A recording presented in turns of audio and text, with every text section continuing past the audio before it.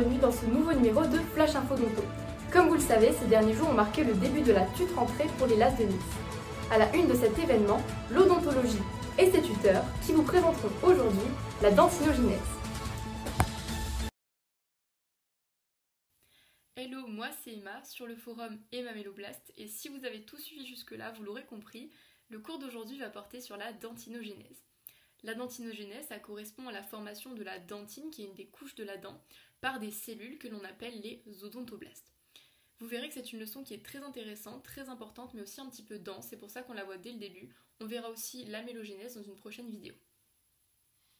Donc là, je vous ai un petit peu détaillé le plan, on va voir les généralités en premier, puis ensuite on va attaquer le vif du sujet, on va parler de la dentinogenèse, et on poursuivra avec la composition et la maturation de la matrice dentinaire, et on terminera avec la minéralisation de cette matrice. Donc, dans la cavité buccale, la dentine qui est au niveau de la couronne va être recouverte par de l'émail.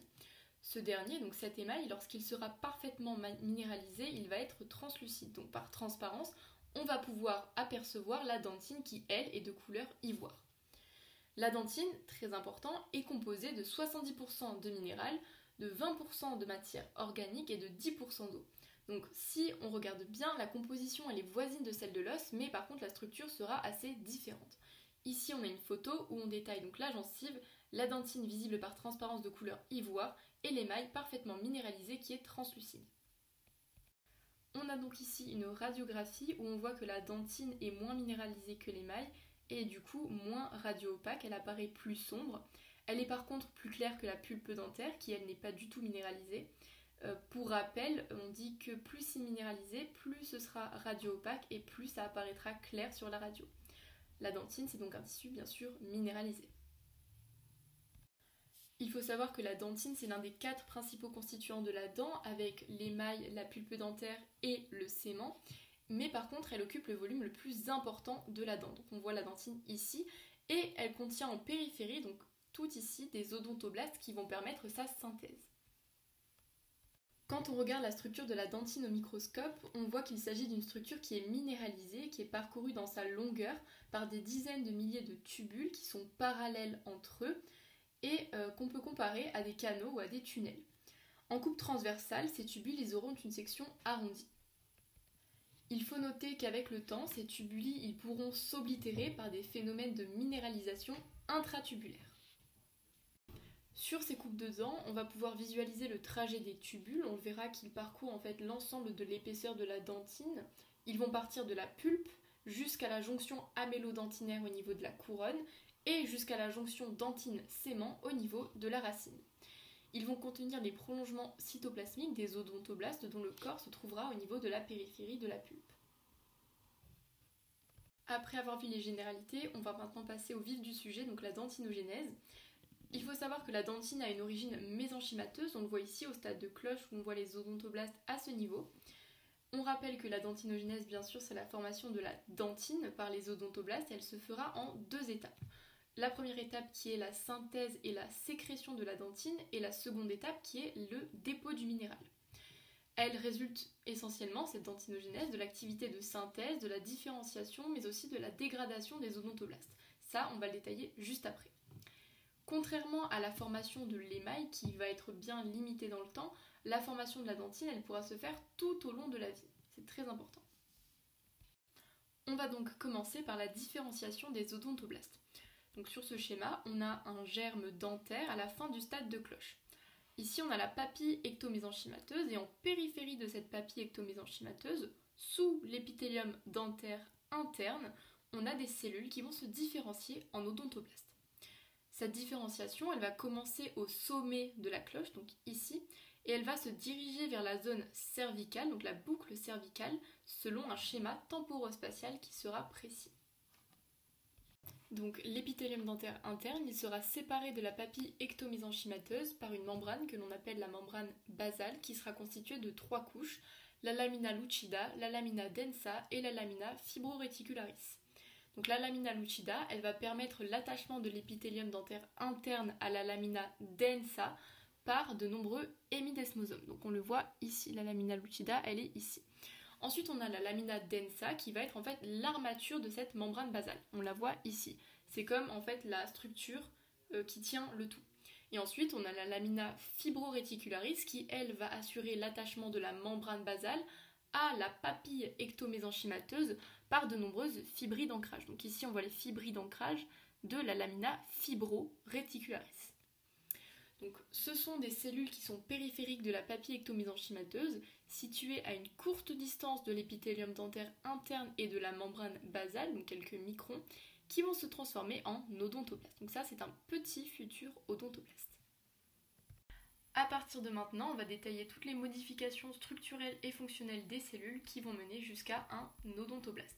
On va commencer du coup par le pré-odontoblaste, qui va en fait devenir un pré-odontoblaste à partir d'une cellule lambda par un phénomène que l'on appelle la différenciation odontoblastique.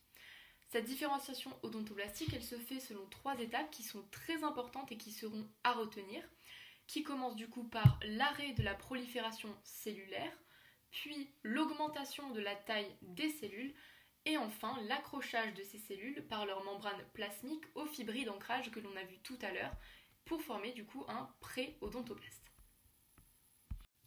Notre pré-odontoblaste, il va se différencier ensuite en odontoblaste en se polarisant. Donc en fait, le noyau va s'éloigner de la membrane basale, le réticulum endoplasmique granuleux et l'appareil de Golgi, eux, vont se placer en supranucléaire. On voit ici du coup le phénomène de polarisation odontoblastique qui va aboutir à la formation d'un odontoblaste à partir d'un pré-odontoblaste. Ensuite, notre odontoblaste, il va se modifier. En effet, on va voir la formation d'un prolongement au pôle apical de l'odontoblaste qui va entraîner en fait le recul des corps cellulaires odontoblastiques en direction du centre de la papille ectomésenchymateuse. Et donc ce prolongement, on voit qu'il pousse au contact des fibrilles d'ancrage ici. Donc, dès la différenciation des premiers odontoblastes, cette papille ectomésenchymateuse, elle va prendre le nom de pulpe dentaire. Donc là, on voit le prolongement qui s'est formé. Il faut savoir que ce prolongement, il va contenir un cytosquelette très abondant. Attention cependant, il ne contiendra pas d'organites de synthèse, sauf quelques mitochondries qui seront de petite taille et qui seront présentes à sa base dans la région la plus voisine, la plus proche du corps cellulaire. Ce prolongement, il va contenir plus tard, au moment de la production de la prédentine, des vésicules de sécrétion qui vont renfermer justement les constituants de cette prédentine. Donc il faut savoir qu'à la limite entre le corps cellulaire et le prolongement odontoblastique, on va avoir une sorte d'anneau, de nombreux filaments d'actine et de vimentine qui viennent se fixer en fait sur la face interne de la membrane plasmique. Ça va former ce qu'on appelle la toile terminale. Cette toile, elle va fonctionner comme un filtre et va permettre le passage des vésicules au niveau du centre de la toile puisqu'elle sera plus lâche à ce niveau. À l'endroit de la membrane plasmique où va s'accrocher la toile terminale, on va avoir ce qu'on appelle un complexe circulaire, comme c'est un anneau, de jonction intercellulaire. Il va relier du coup l'odontoblaste aux odontoblastes voisins et va être constitué de jonctions adhérentes et de quelques jonctions serrées. Donc en fait, comme vous l'avez compris, les odontoblastes, ils ne travaillent pas de façon isolée. Ils sont tous reliés ensemble entre eux grâce à des moyens de communication au niveau de ces jonctions. Ici, on a un exemple du coup de la toile terminale où on voit à ce niveau le passage des vésicules de sécrétion ou d'endocytose, donc au centre de la toile où c'est plus lâche. Et ensuite, on voit les filaments d'actine et de vimentine qui vont former cette toile terminale. Et on voit ici, donc sur la périphérie, le complexe de jonctions circulaires adhérentes et serrées. Ensuite, en marge de cette toile terminale, on va avoir des jonctions communicantes et des jonctions serrées qui vont apparaître entre les odontoblastes voisins, les odontoblastes et les cellules sous-odontoblastiques et entre les ramifications des prolongements odontoblastiques avec les ramifications des prolongements adjacents. Tout ça, ça va permettre de créer ce qu'on appelle un réseau tridimensionnel à l'intérieur même de la dentine pour que les odontoblastes ils puissent en fait s'échanger des informations sur par exemple les modifications de leur environnement dentinaire afin de pouvoir s'y adapter. Donc ce schéma résume assez bien ce qu'on a dit précédemment. On voit toutes les jonctions entre les odontoblastes qui vont leur permettre en fait de communiquer entre eux. Et il faut savoir que l'apparition de ces jonctions interodontoblastiques va conduire à la formation d'une couche odontoblastique qui est très importante à retenir, qu'on appelle également la monocouche d'odontoblastes et qui est en fait une couche cohésive de cellules qui vont travailler toutes ensemble. Cette couche elle est importante puisqu'elle va isoler la pulpe, le compartiment pulpaire, du compartiment extracellulaire qui va être proche de la membrane basale dans laquelle la prédentine va être déposée puis minéralisée. On passe ensuite au stade d'odontoblaste sécréteur, donc il s'agit d'une différenciation fonctionnelle. Donc en fait, une fois que la couche odontoblastique va être formée, les odontoblastes ils vont se différencier sur le plan fonctionnel et ils vont synthétiser du coup les constituants de la prédentine qui seront sécrétés soit entre les fibrilles d'ancrage de la membrane plasmique ou soit autour des prolongements odontoblastiques. On a donc une production de la dentine qui se fait en 4 phases: la sécrétion de la prédentine, la maturation de la prédentine, la minéralisation de la prédentine pour former la dentine.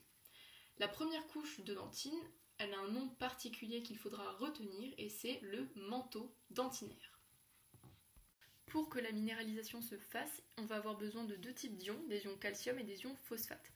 Ces derniers ils vont être apportés par des vésicules matricielles qui sont en fait des sortes de petites bulles qui vont être issues des prolongements odontoblastiques. La minéralisation, elle va débuter lorsque la prédentine aura atteint une épaisseur d'environ 20-30 micromètres au niveau de la couronne et de quelques microns seulement au niveau de la racine. L'interface entre la prédentine qui n'est pas minéralisée et la dentine minéralisée, elle est appelée le front de minéralisation. Donc, si vous avez tout bien compris ce qu'on a dit jusqu'à présent, vous allez comprendre que la croissance en épaisseur de la dentine va entraîner forcément le recul centripète du corps cellulaire odontoblastique en direction du centre de la dent et donc du centre de la pulpe dentaire. La production de la dentine, elle va commencer au sommet des cuspides, à ce niveau, pour se poursuivre en direction du collet des dents, à ce niveau. Ce schéma, il illustre donc clairement le gradient temporospatial de différenciation odontoblastique qui commence au sommet de la cloche, ici, pour se diriger vers la boucle cervicale dont j'ai parlé tout à l'heure.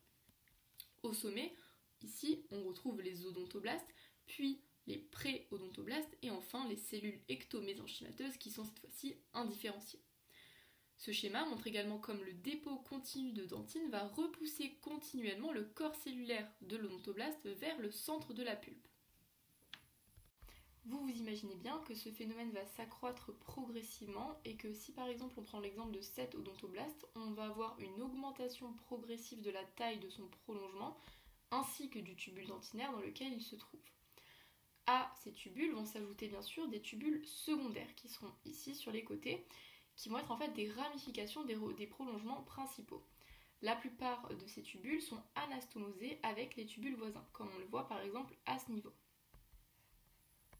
Donc pour un petit peu mieux comprendre toute cette organisation, on va analyser ces 3 images. Donc cette image, c'est une microscopie électronique où l'on voit une ramification qui s'étend au niveau de la prédentine. Ici, ce sont des coupes histologiques. Donc sur cette coupe histologique, on voit l'alignement parallèle de tous les tubules qui parcourent la dentine depuis la couche odontoblastique à ce niveau jusqu'à la direction de la jonction amélo-dentinaire, la jonction dentine-émail. Amélo égale émail. Cette couche odontoblastique qui est ici, on la retrouve également ici à ce niveau avec bien sûr le noyau qui a été repoussé, on l'avait dit tout à l'heure. Et donc sur cette autre coupe histologique, on voit clairement le prolongement odontoblastique dans chacun des tubules. En fait on devine les tubules puisqu'on voit le prolongement odontoblastique qui va dans la dentine au niveau des tubules. Maintenant qu'on a fini de détailler toutes les étapes de la vie d'un odontoblaste, on va passer à la composition et à la maturation de la matrice dentinaire. Cette matrice dentinaire, elle va contenir essentiellement du collagène de type 1, mais aussi des glycoprotéines non collagéniques qui seront impliquées dans la minéralisation. Elles vont contenir en quantité plus faible d'autres types de collagène, protéoglycanes, métalloprotéases matricielles, facteurs de croissance, etc.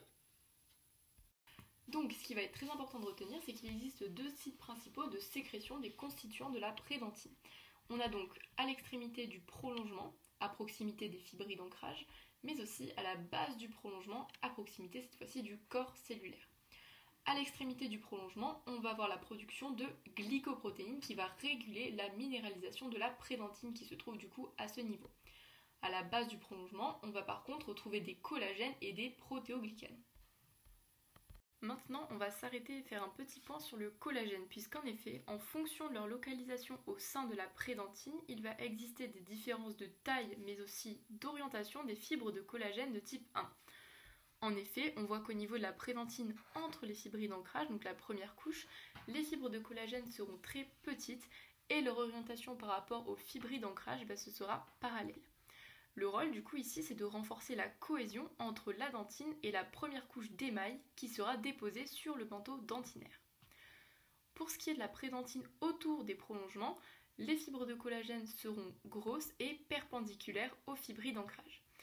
Ceci va permettre de conférer une certaine élasticité au tissu qui lui permettra d'amortir les chocs que subira la dentine lors de la mastication. Donc notre matrice dentinaire, une fois qu'elle va être déposée puis remaniée lors de la phase de maturation, elle va être minéralisée pour pouvoir former de la dentine. Au final, ce tissu, il va contenir 70% de minéral. Et comme pour l'émail, le sément ou l'os, on va avoir un dépôt de sels minéraux essentiellement sous la forme de cristaux d'hydroxyapatite. L'hydroxyapatite, on le rappelle, c'est un cristal qui est formé principalement d'ions calcium et d'ions phosphate qui vont s'associer pour former du phosphate tricalcique puis octocalcique et enfin de l'hydroxyapatite de formule Ca10PO4,6OH2. Très important à retenir. L'hydroxyapatite qui est rencontrée dans les tissus minéralisés comme la dentine, elle n'est pas pure. En effet, une partie des ions hydroxyle qui va composer cette hydroxyapatite peut être remplacée, substituée. Elle va par exemple être substituée par des ions carbonates, d'où le terme hydroxyapatite carbonatée. La formation de cette hydroxyapatite, elle va nécessiter bien sûr une quantité importante d'ions calcium et d'ions phosphate dans la prédentine au niveau de ce qu'on a appelé tout à l'heure le front de minéralisation. Donc bien entendu, pour cette minéralisation, on va avoir besoin des ions calcium et des ions phosphate. On va s'attarder beaucoup plus sur les ions calcium. On va voir du coup le transport du calcium à travers la couche odontoblastique, puisqu'il faut savoir qu'au cours de la dentinogénèse, une quantité importante de calcium doit être transportée à travers la couche odontoblastique depuis les capillaires sanguins qui sont sous-odontoblastiques jusqu'à la prédentine. Les odontoblastes, on l'a vu tout à l'heure, ils sont reliés par des jonctions serrées qui sont du coup peu perméables au calcium. Et du coup, la majeure partie de cette ion doit transiter par le cytoplasme des odontoblastes. Donc on va s'attarder un petit peu sur le transit du calcium au niveau de l'odontoblaste et on va parler en premier de l'entrée et du transport du calcium. Il faut savoir qu'il existe deux mécanismes pour ça. Les vésicules d'endocytose qui sont capables de se déplacer jusqu'au pôle apical, ce sont des petites bulles, mais aussi les canaux calciques de la membrane cellulaire de l'odontoblaste. L'ion va ensuite se déplacer en liant soit des protéines de liaison ou soit des protéines acides de la membrane. Les protéines de liaison, ce sont les calcium binding protéines comme les calbindine D dans le cytoplasme et les protéines acides de la membrane, ce sont des annexines. Ces annexines, elles vont lier fortement le calcium et les phospholipides membranaires et se déplacent le long du feuillet interne de la membrane plasmique. Maintenant, on va détailler le mécanisme de sortie du calcium. Donc il faut savoir que la sortie du calcium va différer selon le lieu de minéralisation de la prédentine. En effet, le calcium pourra sortir entre les fibrilles d'ancrage ou alors autour des prolongements odontoblastiques. Lorsque le calcium va sortir entre les fibrilles d'ancrage, il va être stocké dans des vésicules matricielles. Ces dernières vont bourgeonner à partir de la membrane plasmique du prolongement odontoblastique. Et il faut savoir qu'à l'intérieur de ces vésicules a lieu la formation des cristaux d'hydroxyapatite. Autour des prolongements odontoblastiques, c'est différent. En effet, il n'y a pas de formation de vésicules matricielles et le calcium va sortir directement de la cellule dans la matrice prédentinaire. Le calcium va sortir par des calcium ATPases ou bien des échangeurs sodium-calcium qui seront situés dans la membrane du prolongement odontoblastique à proximité du front de minéralisation. Alors je trouve ce schéma super puisqu'il récapitule tout ce qu'on a dit avant. On voit du coup le calcium qui transite bien sûr des capillaires sanguins sous-odontoblastiques jusqu'à la prédentine et donc il peut passer soit par des vésicules matricielles et bourgeonner à ce niveau ou alors par des canaux calciques rentrés et puis joindre des annexines ou alors des calcium binding protéines et puis sortir par des calcium ATPases, etc. des échangeurs ici sodium-calcium. Voilà, donc je vous laisse mettre pause si vous voulez regarder un petit peu, ça vous fait un schéma récap et je trouve qu'il est vraiment génial. Pour finir, on va détailler la minéralisation de la prédentine. On va voir d'une part la minéralisation entre les fibrilles d'ancrage et d'autre part la minéralisation entre les prolongements odontoblastiques. Donc, la minéralisation entre les fibrilles d'ancrage, elle va dépendre de la formation de cristaux d'hydroxyapatite à partir des ions calcium et phosphate qui seront contenus à l'intérieur des vésicules matricielles. Les phosphates de calcium vont donc se transformer en hydroxyapatite. On sait donc que les cristaux d'hydroxyapatite doivent se former directement au sein de ces vésicules matricielles dont on va détailler l'anatomie. On voit que la vésicule matricielle est constituée d'une membrane à 2 feuillets et contient de nombreuses enzymes comme des métalloprotéases matricielles, des phosphatases alcalines, des ATPases alcalines et des pyrophosphatases qui vont contribuer à la formation des ions phosphates. Les vésicules matricielles, bien sûr, contiennent également une grande quantité de calcium et donc c'est la formation de phosphate de calcium qui va contribuer à la formation, à la transformation en hydroxyapatite. Ces cristaux d'hydroxyapatite, il faut savoir qu'ils sont d'abord formés à proximité du feuillet interne, en relation avec les phospholipides membranaires, et au centre des vésicules, en relation avec des protéines qui lient le calcium comme les calbindines. Ensuite, il va y avoir un remplissage progressif des cristaux supplémentaires qui va en fait remplir la vésicule.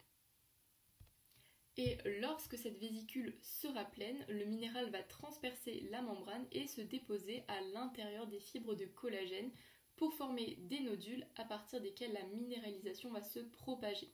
Bien sûr, les cristaux vont s'orienter de telle sorte à ce que leur axe soit parallèle à celui de la fibre à laquelle ils s'associent. Ici, sur ce schéma, on voit donc que le minéral va transpercer la membrane et se déposer entre les fibres de collagène de type 1 de façon parallèle. Ici, on a donc une coupe au microscope électronique où on voit des vésicules matricielles, donc là on en a une, qui s'entremêlent aux fibres de collagène. On termine donc avec la minéralisation de la prédentine autour des prolongements odontoblastiques. On rappelle qu'il n'y a pas de vésicule matricielle à ce niveau, c'est pour ça que la minéralisation se fait directement dans la matrice à l'intérieur des fibres de collagène de type 1. On a également des phosphoprotéines, des protéines LA et des protéoglicanes qui sont sécrétés à la base du prolongement qui vont réguler la formation et la croissance du minéral. Ça y est, c'est déjà la fin de cette vidéo, j'espère que la dentinogénèse vous aura plu. N'hésitez pas si vous avez des questions à aller sur le forum, utiliser la fonction recherche, voir si votre question a déjà été posée ou non. Et si ce n'est pas le cas, n'hésitez pas à la poser s'il y a des questions par rapport au cours, s'il y a des passages qui sont pas clairs, qui ont besoin d'être reformulés, réexpliqués, même schématisés, il n'y a aucun souci, on est là pour ça. J'espère que ça vous aura plu et sur ce, gros bisous et bonne rentrée!